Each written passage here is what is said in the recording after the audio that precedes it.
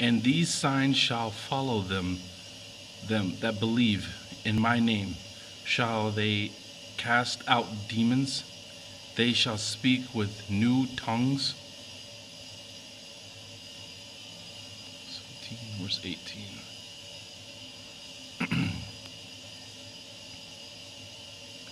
What was the King James? There it is. They shall take up serpents, and if they drink any deadly thing, it shall not hurt them. They shall lay hands upon the sick, and they shall recover. Let's see here.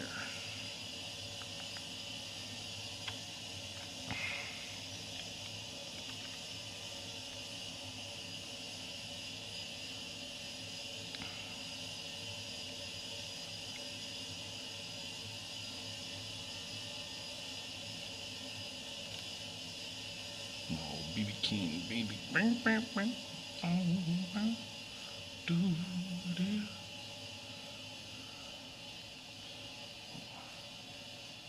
But first tonight, the scriptures. Now, what these serpent-handling pastors do in the name of the Lord is seldom seen and rarely filmed. Prepare to be amazed. This deadly obsession has to be seen to be believed. Here's PJ Madam. I want you to come on, get in, sing, don't stop, get up, get in. How many's ready for a good time with the Lord tonight? How many's ready to have church tonight? One sister in this. Playing Russian roulette. Somebody's going to die. They call it religion. It's been branded a cult. Can you say amen? The lethal sect of the snake. Oh, I believe it can free the very spirit from the body. Fire and poisonous snakes handled in the name of God. The serpent lays his fangs into me tonight. It's God's time for us to die. That's funny he says that, because as you would expect, as I expected, when he says that, I'm thinking, I bet you he gets bit, and guess what he does? He goes to the hospital. It all comes down to one line in the Bible. They shall cast out devils. They shall speak in new tongues. They shall take up serpents. These people believe that these are the words of the risen Christ. So I'm telling you today, if you are a born-again believer, staunch believer in Jesus Christ, if you aren't participating in this, then you are just fickle and you're wasting your time. Don't talk to me if you say you believe in Jesus and you're not following his commandments. Don't talk to me now. Oh my gosh. Oh, these people are sick.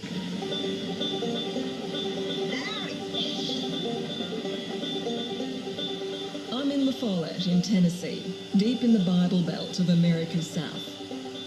I've come to meet some of the people who pick up snakes in the name of God. There are about 125 churches that practice snake handling, but very few open their doors to the media. Thank you. Thank you, Jesus. When I first saw it, when I was 17, the pastor goes over to a box and pulls out 2 large timber rattlers. They didn't try to bite him. They never tried to strike him. It was just like holding a puppy dog. Then I said, I've got to find out if this is real or not. Thank you, Lord, for one more day. I was skeptical about it, but I knew there was something behind it. Jesus. Not tonight, Megan.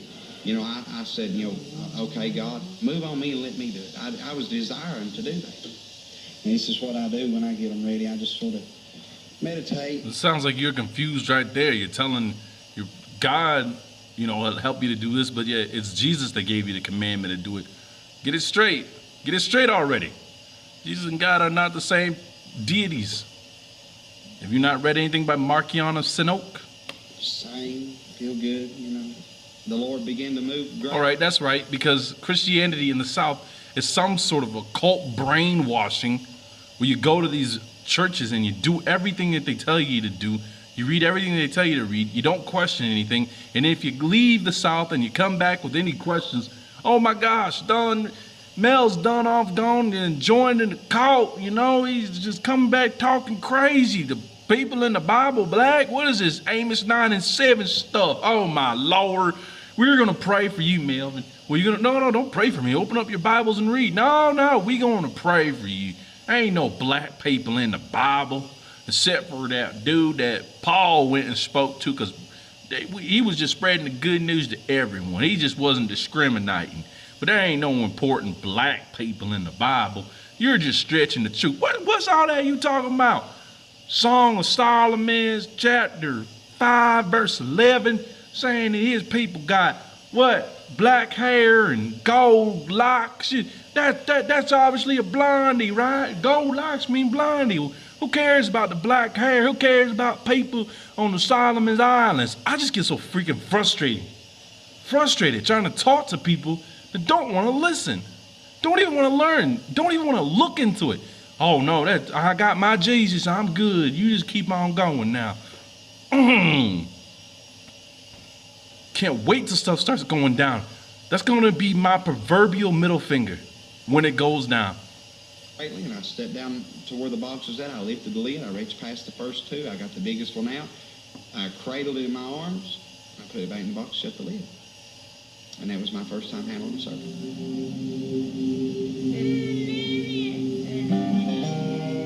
Your daddy's in there, baby. 22-year-old pastor Andrew Hamblin lives here with his wife Liz and their 5 kids. Andrew runs one of the largest snake handling churches, and Liz is a devout believer. Liz, you picked up a snake while you were pregnant. Yes. How many months were you? I was actually 8 months, which I Bet you with this music, I'm gonna get flagged for these 2 videos and have them taken down. Because if it was the Lord, I mean, I just could not disobey any time that the Lord told me to do something and me say, no, God, I can't do it. When God instructs you to handle them all day long. But the moment God says to put one up, or God says to leave one alone, you better listen to the voice of God as close as you've ever listened to anything. And every time you go to handle one, you better make sure that God is instructing you to do that, because you could possibly die. In these parts, this practice has been going on for over a century. When the Spirit of God is up that old serpent, God said Largely hidden to outsiders, very few non-believers ever get to see this deadly act of faith. I've documented just under 100 deaths from serpent bites in this tradition since the early 1900s, and there's probably many more that were never recorded. At the University of Tennessee in Chattanooga, Dr. Ralph Hood. You gotta check out Chattanooga, just the word etymology to Chattanooga. You'll be surprised what it's gonna take you back to. I know I was like, man, this is a treasure right here. Professor of Psychology and Religion. He's been following the snake preachers for 25 years. He's even seen a preacher die by snakebite. Serpent hunters are often accused of being crazy, or they'll say, yes, but I'm crazy for God.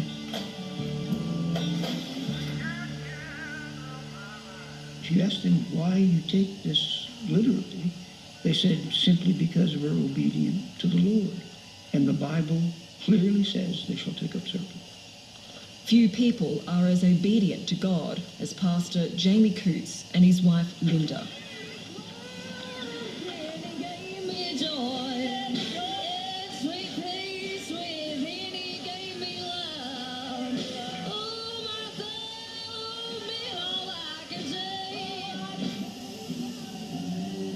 It's bad that when I'm watching this, I wish more people that profess that they all into this Jesus stuff would be as hardcore about his words as they are, and they would pick up this stuff.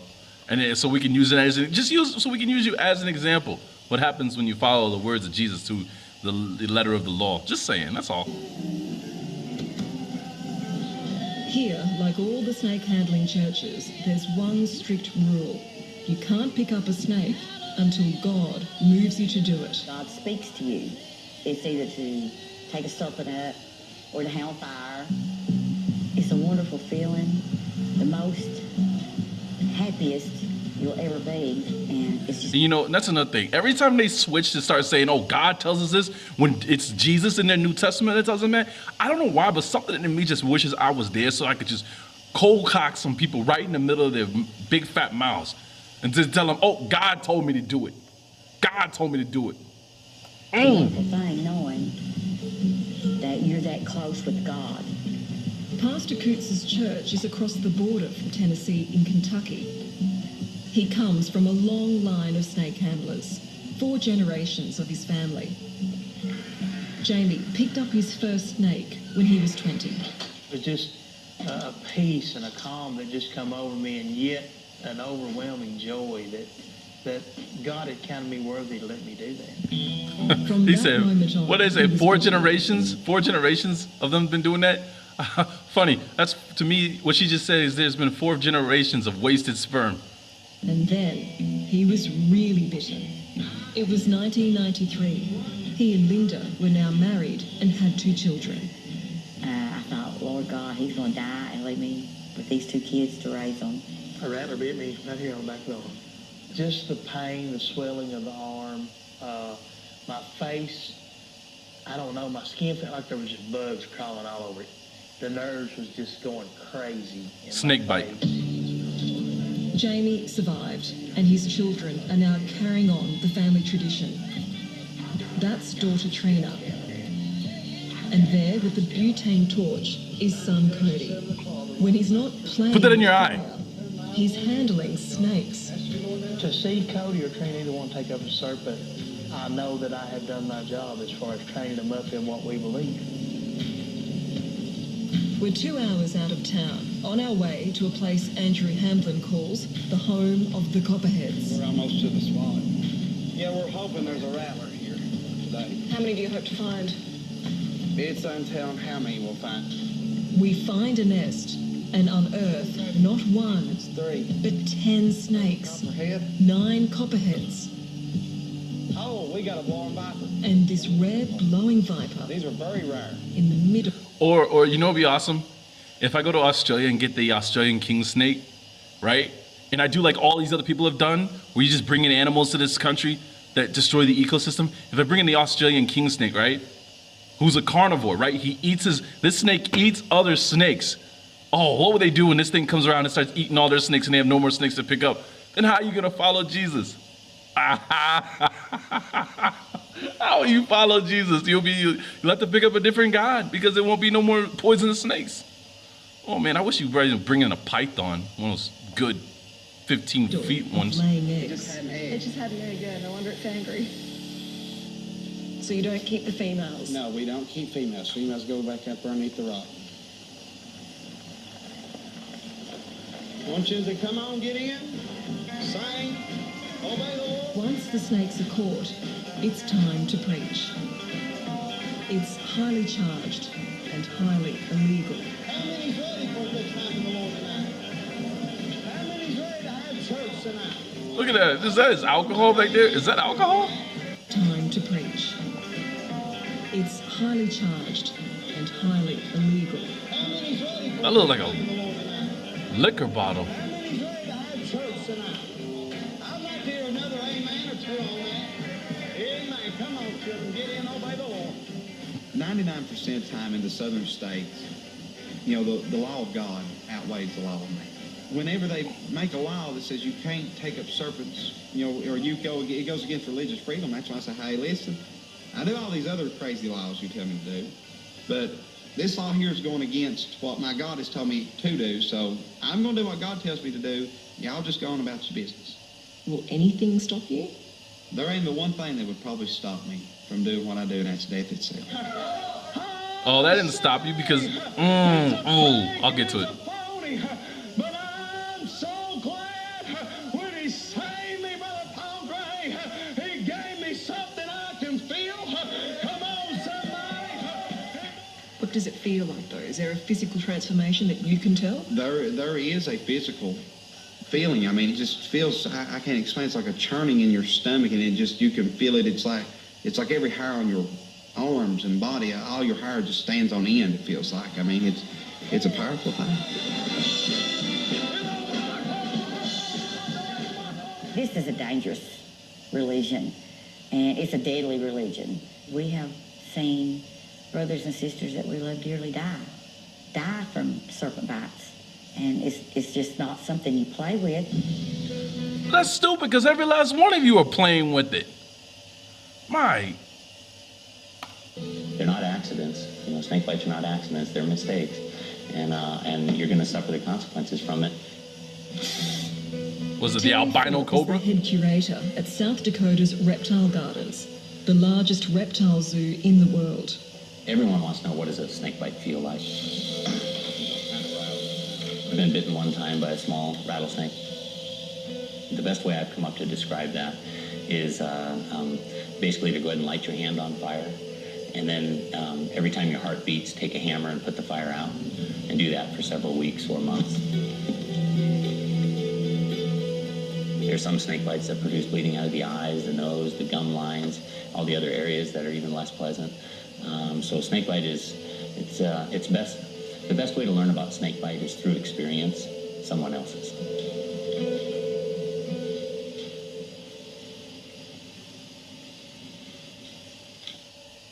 I have been bit 8 times in the last 21 years. I was bitten by a black timber rattler on this finger, Told you it was a snake bite. and it rotted till it was just as black and hard as a piece of coal. Where I grew up in North Queensland, brown snakes and taipans in the backyard were a regular occurrence. We were taught to fear them and respect them. If you were bitten by one, there is no question you would go straight to hospital. I made a vow to God when I first started taking up serpents that if I ever was bitten, I would not go to the hospital, and if I ever went to the hospital, I would quit taking up serpents. What if going to hospital would save your life? I believe that when it's my time to go, there ain't a doctor in this world can keep me here. And if it's not my time to go, there ain't nothing out there can take me away. This is Pastor Randy Wolford. Watch carefully. Right here, Randy is bitten. He holds up his hand, keeps dancing, but not for long. God, when it comes to his flesh, he wants us just to offer ourselves up as a sacrifice. That's what God is pleased with, for us to offer ourselves. Then later, while still suffering, he was back handling snakes. Now, I can't tell you how many times I've heard that growing up in a Caucasian Christian household, is that that's what God wanted. That's why he needed Jesus' blood on the cross, was that he wanted a perfect human sacrifice, because animal sacrifices were only temporary. They couldn't take away the sins. So when Jesus, the only perfect person that ever walked the face of the planet, sacrificed himself, because that's what it said would happen back in Genesis with Adam and Eve, that Jesus was going to be born, right? His name was going to be Jesus. He was going to be born. He was going to live on earth. He was going to grow and die, and he would be sacrificed. And when he sacrifices himself on the cross with the shedding of all of his blood, you know, that's the only way we can all be saved. And now all we have to do is believe. Now, it's funny. The more and more you read the Old Testament, the more and more I'm getting a different view. A totally different view. I'll give you a small example. I got a laugh out of this, right? So you know the story about Shadrach, Meshach, Abednego, and all those guys, you know, and stuff like that, right? They get thrown into the furnace. Now here's something, right? Because the king that has them thrown into the furnace, he hasn't thrown in there because he ain't worshiping his statue, and they're not worshiping their pantheon of gods. But here's the thing, up to that, you don't hear anything about the Israelite God.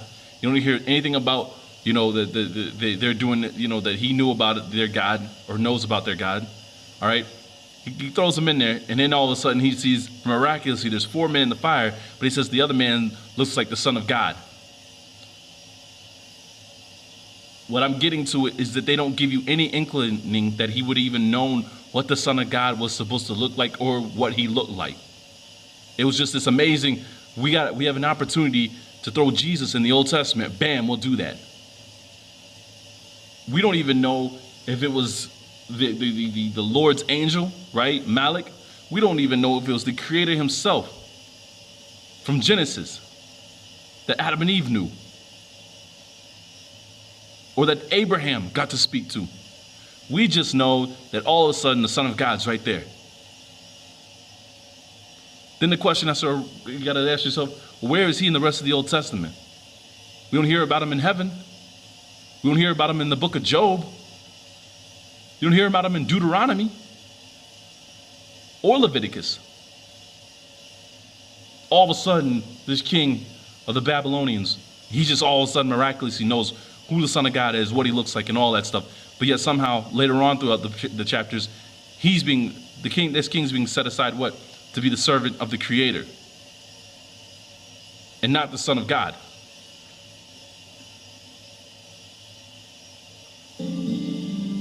But last year, Randy's luck ran out. He was bitten again. It was around 1:30 in the afternoon. Randy refused to go to hospital.